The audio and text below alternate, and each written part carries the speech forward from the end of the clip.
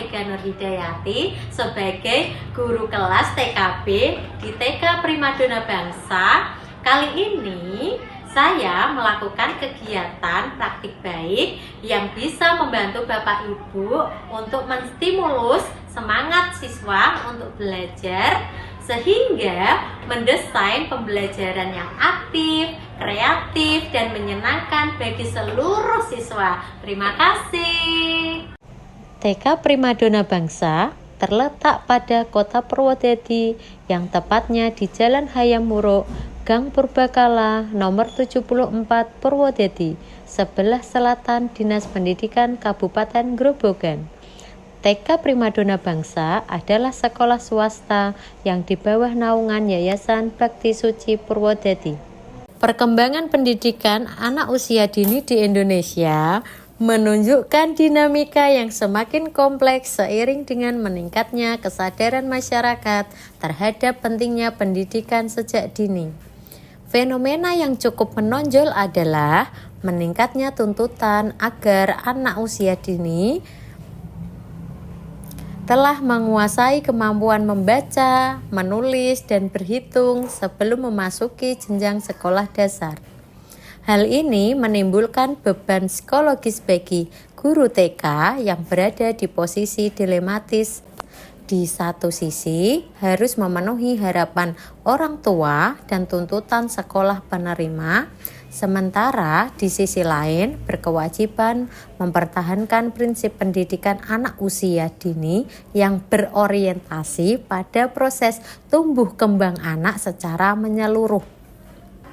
Dalam perspektif perkembangan anak, tidak semua peserta didik usia TK berada pada tahap kesiapan belajar formal.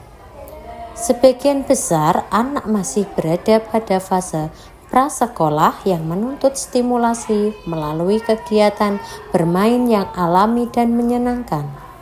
Berdasarkan realita tersebut, saya sebagai pendidik di Lembaga Pendidikan Anak Usia Dini berupaya melaksanakan sebuah inovasi pembelajaran yang berfokus pada pengembangan literasi dan numerasi bermakna.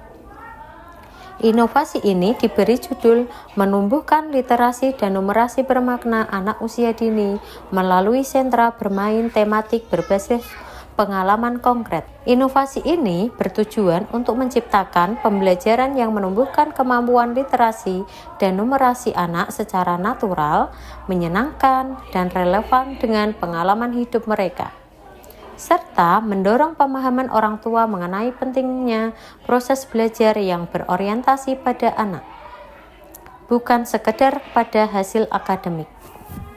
Tahap awal inovasi dimulai dengan kegiatan observasi untuk mengidentifikasi kemampuan awal anak dalam aspek bahasa, kognitif, dan motorik halus.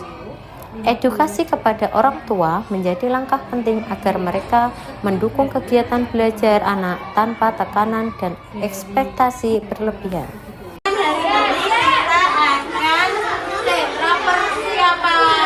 Tahap berikutnya adalah penyusunan rancangan kegiatan melalui penerapan sentra bermain tematik. Beberapa sentra yang dikembangkan antara lain sentra peran, sentra balok, sentra persiapan, sentra bahan alam, dan sentra seni.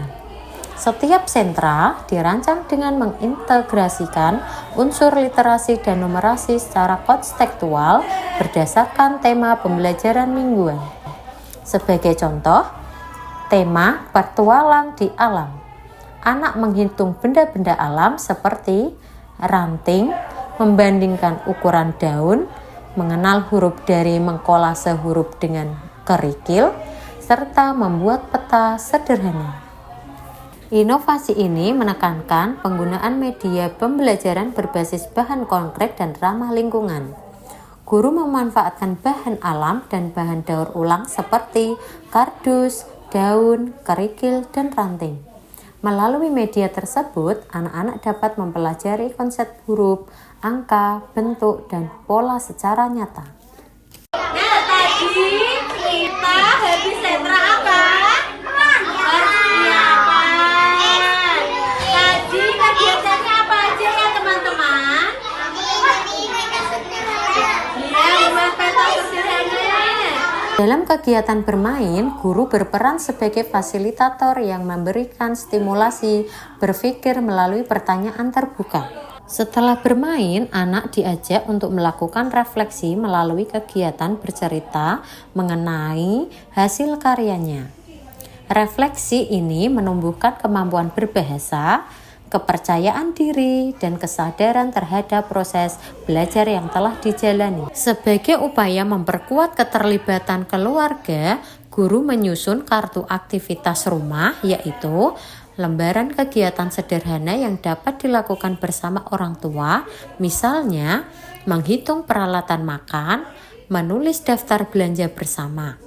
Pendekatan ini membantu anak memahami bahwa kegiatan belajar tidak terbatas pada ruang kelas, melainkan dapat terjadi di berbagai konteks kehidupan sehari-hari. Penerapan inovasi pembelajaran ini selama beberapa minggu menunjukkan hasil yang signifikan pada 3 aspek utama, yaitu anak, guru, dan orang tua. Dampak terhadap anak adalah anak menunjukkan peningkatan motivasi dan antusiasme belajar. Selain itu, kemampuan pranumerasi berkembang pesat. Anak dapat menghitung benda konkret, membedakan ukuran.